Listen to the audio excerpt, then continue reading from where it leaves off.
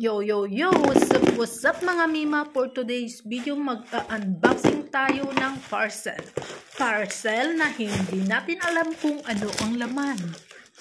Palaging ganyan mga mima, yung amo ko nag-o-order, nakakalimutan niya kung ano yung in-order niya. Basta nakaka-receive na lang siya ng notification na may parating siyang parcel. So ayan na nga mga mima, nung nabuksan ko ang ating mystery box, shampoo pala at saka shower gel. Ito pala yung pinagmamalaki niya sa aking magandang gamitin na shampoo at saka shower gel. Pero yung ganyang kaliit na bottle mga mima, 330 ml lang. Yung shampoo nagkakahalaga ng 780 Taiwan dollar. At yung shower gel, 640 Taiwan dollar. Pero okay naman siya mga mima kasi nagagamit na namin ni Lola. Malambot sa buhok at mabango yung shower gel sa katawan. Smooth ang skin.